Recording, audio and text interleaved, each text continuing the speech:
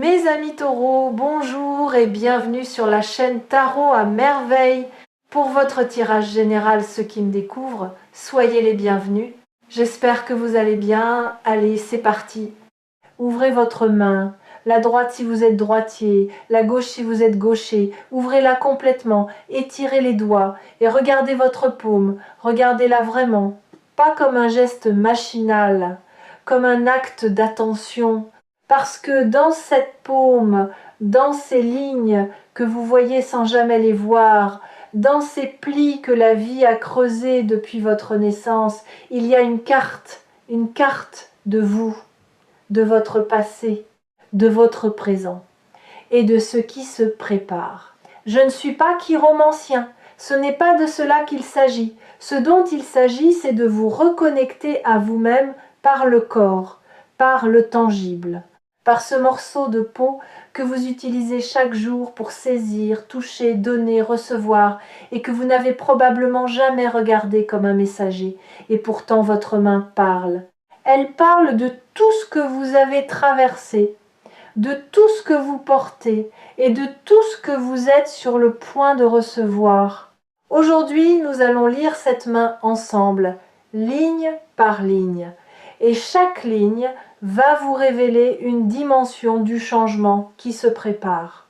Première ligne, celle qui traverse votre paume du poignet vers les doigts, la ligne longue, la ligne de votre parcours. Suivez-la du regard, observez ces courbes, ces interruptions, ces bifurcations. Cette ligne raconte votre histoire, pas les événements, l'énergie, l'élan vital qui vous a porté depuis le premier jour. Et si vous regardez attentivement, vous remarquerez quelque chose. Cette ligne n'est pas régulière. Elle est profonde par endroits et superficielle à d'autres. Elle se brise parfois, puis reprend plus loin, comme un chemin de montagne qui disparaît derrière un rocher avant de réapparaître plus haut. Ces variations ne sont pas des défauts, elles sont la cartographie exacte de vos épreuves et de vos renaissances. Les endroits où la ligne est profonde correspondent aux périodes où vous viviez pleinement, où l'énergie circulait, où vous étiez en accord avec votre direction.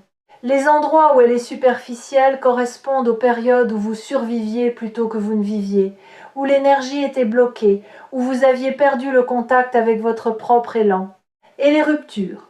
Ces endroits où la ligne semble s'interrompre avant de reprendre, ce sont les moments de transformation, les morts symboliques suivies de renaissance.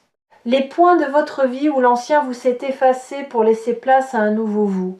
Vous en avez connu plusieurs. Et chaque fois, le vous qui renaissait après la rupture était plus profond que celui qui avait disparu, plus sage, plus ancré, plus proche de sa propre vérité. Comptez-les, ces renaissances, prenez un moment et comptez-les mentalement. La première fois où vous avez perdu quelque chose d'essentiel et où vous avez cru que c'était la fin, avant de découvrir que c'était un commencement. La deuxième fois, la troisième. Chacune vous semblait unique dans sa douleur, chacune vous semblait insurmontable dans l'instant, et chacune, vue d'ici, avec le recul, était nécessaire.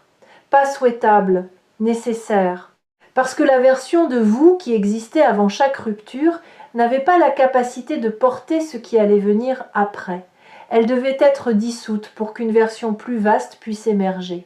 Vous êtes le produit de toutes ces dissolutions. Vous êtes l'accumulation de chaque version de vous qui a été détruite puis reconstruite. Et chaque reconstruction a ajouté une couche de profondeur à votre ligne de vie. Vous n'êtes pas quelqu'un qui a survécu à ces épreuves. Vous êtes quelqu'un qui a été forgé par elles. La différence est fondamentale. Le survivant porte ses cicatrices comme des blessures. Le forgé porte ses cicatrices comme des décorations. Et vous commencez enfin à voir vos cicatrices pour ce qu'elles sont. Non pas des preuves de ce que la vie vous a pris, des preuves de ce que la vie vous a donné. Ce que cette ligne montre en ce moment est remarquable. Elle s'approfondit. Après une période de superficialité, après des mois ou des années où l'énergie semblait couler au compte-gouttes, la ligne s'enfonce à nouveau dans la paume. Elle reprend de la profondeur. Ce qui signifie que vous êtes en train de quitter la zone de survie pour réentrer dans la zone de vie, de vraie vie, de vie pleine, de vie vécue avec les deux mains et le cœur ouvert. Et cette transition, ce passage du superficiel au profond, est le premier signe du grand changement. Quelque chose de grand ne peut arriver qu'à quelqu'un dont la ligne est profonde, parce que la profondeur est la capacité. Plus vous êtes profond, plus vous pouvez contenir. Et ce qui arrive a besoin d'espace. Il a besoin d'un réceptacle à la mesure de son ampleur. Et vous êtes en train de devenir ce réceptacle. Deuxième ligne, celle qui courbe sous vos doigts, la ligne de ce que vous ressentez.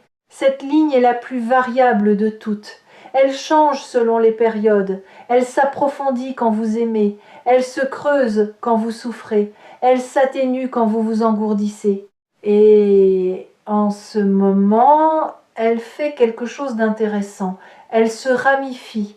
De petites lignes secondaires partent de la ligne principale, comme des affluents qui rejoignent un fleuve.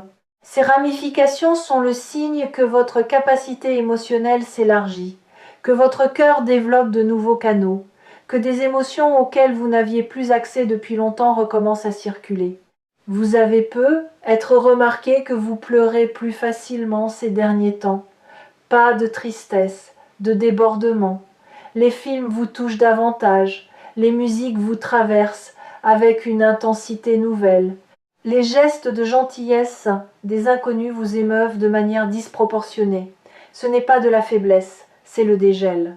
Votre système émotionnel qui s'était partiellement gelé pour vous protéger pendant les périodes difficiles est en train de fondre et la fonte libère tout ce qui avait été retenu, la joie qui n'avait pas été vécue, la gratitude qui n'avait pas été exprimée, la tendresse qui n'avait pas été donnée. Tout cela remonte à la surface en même temps. Et c'est pourquoi les émotions semblent parfois vous submerger sans raison identifiable. Ce dégel émotionnel est directement lié au grand changement qui se prépare. Parce que recevoir quelque chose de grand exige une capacité émotionnelle que la glace ne permet pas. On ne reçoit pas un cadeau immense avec des mains gelées.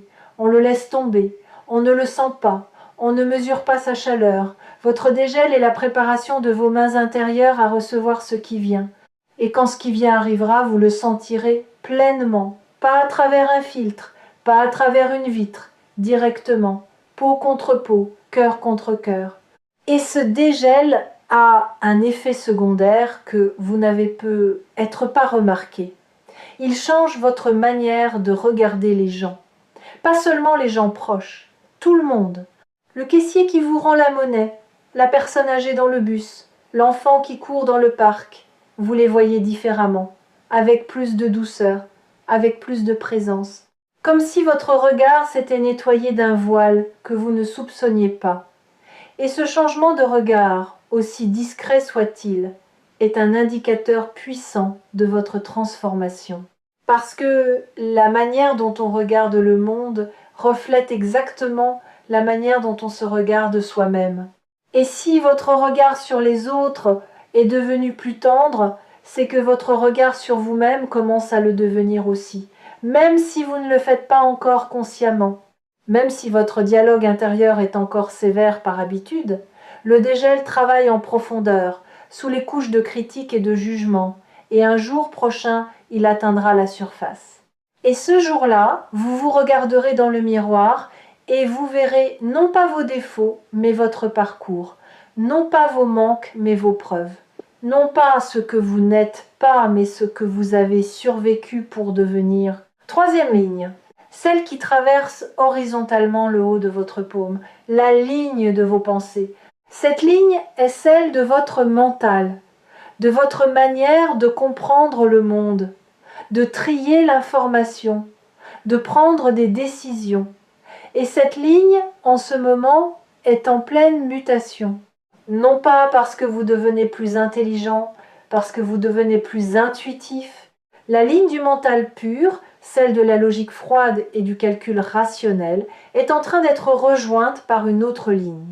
Une ligne parallèle, plus fine, plus discrète, mais de plus en plus visible. C'est la ligne de l'intuition, de ce savoir qui n'a pas besoin de preuves, de cette connaissance qui arrive entière, sans les étapes du raisonnement, comme un fruit qui tombe mûr de l'arbre, sans qu'on ait besoin de l'analyser pour savoir qu'il est prêt. Vous avez senti cette intuition grandir, ces moments de plus en plus fréquents où vous savez quelque chose sans savoir comment vous le savez, ces décisions que vous prenez en une seconde et qui s'avèrent justes, ces pressentiments qui se confirment avec une régularité troublante. Votre mental résiste encore à cette intuition. Il essaie de la rationaliser, de l'expliquer, de la réduire à des coïncidences ou à des biais cognitifs. Mais l'intuition n'a pas besoin de l'approbation du mental. Elle fonctionne avec ou sans lui. Et en ce moment, elle fonctionne à plein régime.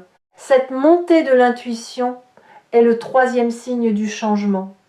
Parce que le grand qui arrive ne pourra pas être compris par le mental seul. Il sera trop vaste, trop multidimensionnel, trop chargé de significations simultanées. Seule l'intuition peut saisir un événement de cette ampleur dans sa totalité. Et votre intuition se prépare, elle s'aiguise, elle se réveille, pour être prête le jour où le grand se présentera et où votre mental, débordé, aura besoin de quelqu'un d'autre aux commandes. Si cette vidéo vous a trouvé sur Tarot à merveille, votre intuition est déjà plus éveillée que vous ne le croyez. Le simple fait d'avoir cliqué, d'avoir suivi cette impulsion sans raison logique, est la preuve que votre radar intérieur fonctionne, qu'il capte des signaux que votre mental ignore, et qu'il vous guide pas à pas vers le bon endroit au bon moment. Quatrième ligne, la ligne qui part du bas de votre paume et monte vers vos doigts en diagonale. Pas tout le monde ne l'a, mais vous l'avez, la ligne de la chance. Sauf que la chance n'est pas ce que les gens croient. La chance n'est pas un événement aléatoire qui tombe du ciel sur les élus. La chance est le résultat d'un alignement entre la préparation et l'opportunité. La chance est ce qui se produit quand quelqu'un qui a fait le travail intérieur se trouve au bon endroit au bon moment. Et le travail intérieur, vous l'avez fait, sans le savoir, sans le nommer. À chaque épreuve traversée, à chaque croyance remise en question, à chaque nuit où vous avez choisi de croire en quelque chose de plus grand que vos circonstances. Cette ligne sur votre paume ne mesure pas la quantité de chance que le destin vous attribue. Elle mesure votre capacité à reconnaître la chance quand elle se présente. Et cette capacité est directement proportionnelle à votre travail intérieur. Plus vous avez travaillé sur vous-même, plus vos yeux sont ouverts, plus vos mains sont prêtes, plus votre cœur est disponible et plus la chance devient visible.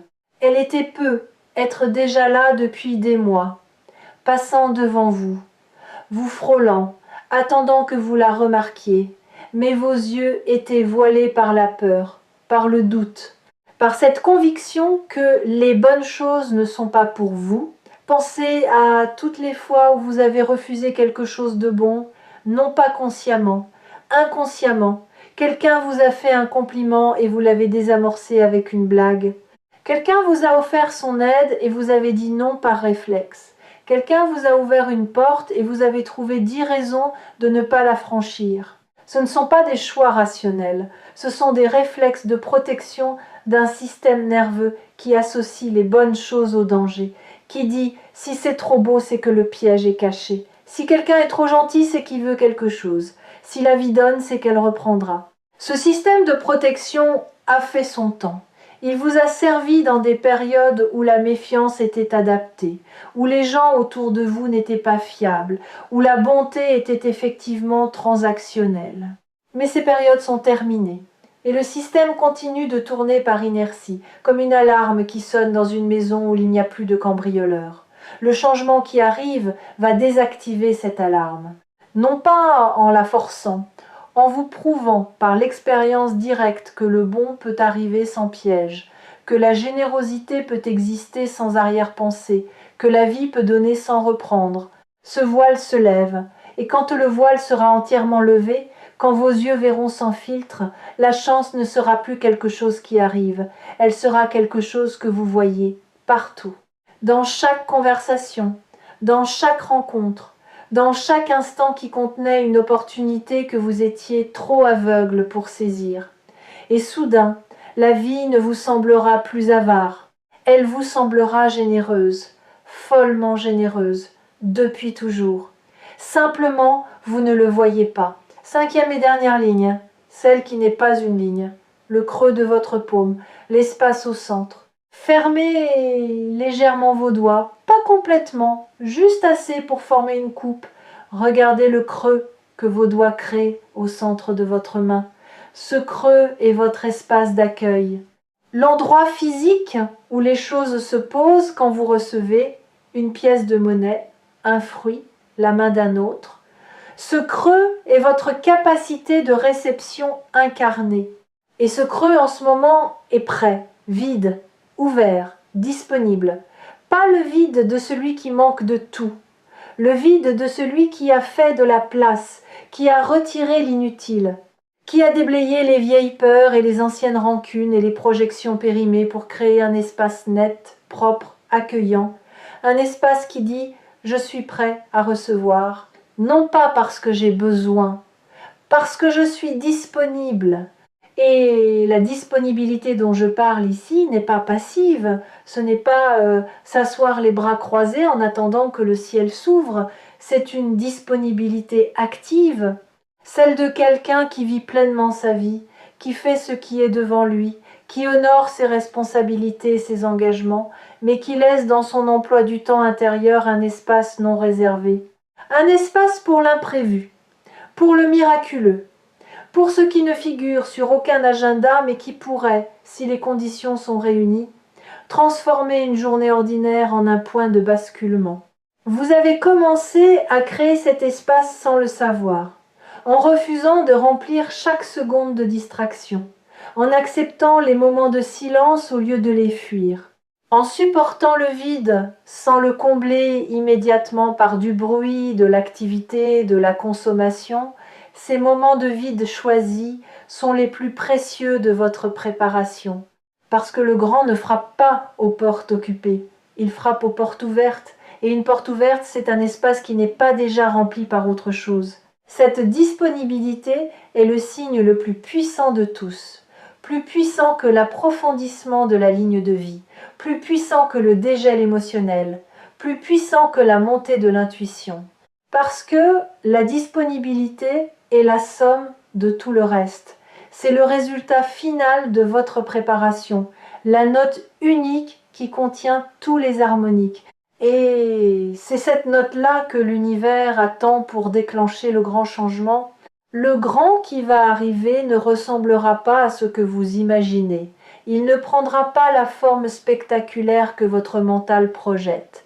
Il sera à la fois plus modeste et plus profond que vos attentes. Plus modeste dans sa forme, peut être un coup de fil, peut être un mail, peut être une conversation qui semble ordinaire jusqu'au moment où une phrase bascule tout, peut être un chiffre sur un écran qui vous fait cligner des yeux parce qu'il ne correspond pas à ce que vous attendiez, peut être une main tendue que vous n'aviez pas vue venir, et c'est précisément la modestie de la forme qui en garantit l'authenticité. Les choses qui arrivent avec des trompettes et des confettis sont rarement celles qui changent une vie. Elles excitent un moment puis s'évaporent. Les choses qui changent une vie arrivent sur la pointe des pieds. Elles s'installent discrètement. Elles s'enracinent avant même que vous ne réalisiez qu'elles sont là. Et quand vous en prenez conscience, elles font déjà partie de vous, comme si elles avaient toujours été là. Comme si votre vie avant elle n'était qu'une ébauche et que la version finale venait seulement de commencer. Mais plus profond dans son impact. Parce que cette forme modeste va toucher un endroit en vous que les grands gestes ne touchent jamais, l'endroit de la vérité tranquille, de la certitude silencieuse, de ce savoir corporel qui dit sans bruit, sans trompette, c'est ça, c'est maintenant, c'est pour moi. Et quand ce savoir s'activera, votre vie entière se réorganisera autour de lui, pas brutalement, organiquement, comme une forêt se réorganise après la pluie, les mêmes arbres, le même sol, mais une lumière différente, une fraîcheur nouvelle, une qualité de l'air qui change tout sans rien modifier. Concrètement, voici ce que cette réorganisation va produire dans votre vie. Des décisions qui semblaient impossibles vont devenir évidentes, non pas parce que les options ont changé, parce que votre clarté intérieure a atteint un niveau qui rend le brouillard de l'indécision obsolète. Vous saurez ce que vous voulez. Et cette certitude, née non pas de la réflexion mais de l'alignement, vous donnera une force tranquille que les gens autour de vous ne vous connaissaient pas. Des relations vont se clarifier, certaines vont s'approfondir de manière inattendue. Des personnes que vous fréquentez depuis longtemps, sans jamais dépasser la surface, vont soudain révéler une profondeur que vous ne soupçonniez pas. Et d'autres, celles qui n'existaient que dans le superficiel, vont naturellement s'éloigner sans conflit, sans drame, par simple incompatibilité de fréquence. Des ressources vont apparaître là où il n'y en avait pas nécessairement de l'argent, même si l'argent en fera partie. Des ressources au sens large, du temps qui se libère, de l'énergie qui se renouvelle, des idées qui affluent, des portes qui s'ouvrent dans des murs que vous aviez déclarés aveugles. Tout cela est la conséquence directe du changement intérieur que vous traversez. Le monde extérieur ne fait que refléter ce que le monde intérieur a déjà accompli. Les fidèles de tarot à merveille reconnaissent ce type de transformation. La transformation qui ne fait pas de bruit, qui ne produit pas de spectacle, qui s'installe dans le quotidien avec la discrétion d'un lever de soleil et qui, un matin, vous fait réaliser que le paysage a entièrement changé sans que vous puissiez identifier le moment exact du basculement. Regardez votre main une dernière fois, voyez les lignes, le creux, l'espace, tout cela est vous. Votre parcours, votre cœur, votre intelligence, votre chance, votre capacité de réception. Et tout cela converge vers un point unique. Ce point, c'est maintenant. Refermez doucement votre main, pas en point, en coupe. Gardez le creux, protégez l'espace. Et sachez que dans ce creux que vous tenez en ce moment, quelque chose de grand est déjà en train de se poser. Vous ne le sentez pas encore physiquement, mais votre main le sait. Votre paume le sait, les lignes le savent. Toute votre vie vous a mené à cette main ouverte, à ce creux disponible, à cette capacité de recevoir que vous avez construite sans le savoir, épreuve après épreuve, larme après larme, doute après doute, et maintenant que la coupe est prête, le contenu arrive. Ce n'est pas une promesse, c'est une lecture. La lecture de ce qui est inscrit dans votre propre chair. Et la chair ne ment pas, elle ne spécule pas, elle ne manipule pas, elle enregistre. Elle témoigne. Et ce qu'elle témoigne en ce moment, dans les lignes de votre paume, dans la chaleur de votre creux, dans la disponibilité de vos doigts entr'ouverts, c'est ceci. Vous êtes prêts. Le grand arrive. Et il sera exactement ce dont vous avez besoin, pas ce que vous vouliez, ce dont vous avez besoin. Et la différence entre les deux est la distance entre le fantasme et la grâce. Gardez votre main ouverte dans les jours qui viennent, pas physiquement, intérieurement, maintenez le creux, protégez l'espace. Et quand le grand se posera dans votre paume, quand vous sentirez enfin le poids de ce que la vie dépose entre vos doigts, fermez-les doucement, sans serrer, sans agripper, avec la tendresse de celui qui tient un oiseau, assez fermement pour ne pas le laisser partir, assez doucement pour ne pas l'étouffer. C'est ça l'art de recevoir, et vous êtes sur le point de le maîtriser. Et si vous avez besoin de retrouver cette sensation, cette certitude calme que quelque chose de grand arrive, revenez sur Tarot à merveille. Ouvrez votre main, regardez vos lignes. Et rappelez-vous que tout ce que vous avez vécu a sculpté cette paume. Chaque ligne est une preuve de votre passage. Et chaque preuve est une promesse de ce qui vient. Votre main est ouverte, la coupe est prête, et le grand arrive. Il arrive avec la certitude tranquille des choses inévitables, pas comme un éclair qui frappe au hasard, comme une aube qui se lève parce que c'est l'heure. Parce que la nuit a duré ce qu'elle devait durer, parce que vos yeux se sont habitués à l'obscurité assez longtemps pour que la lumière, quand elle viendra, ne vous aveugle pas mais vous révèle. Vous révèle à vous-même, vous révèle aux autres, vous révèle au monde qui attendait, sans le savoir, que vous preniez enfin toute votre place. Cette place est prête, elle vous attend, et elle est exactement à votre taille. Ouvrez les mains, ouvrez le cœur, le grand est là, et il a votre nom dessus.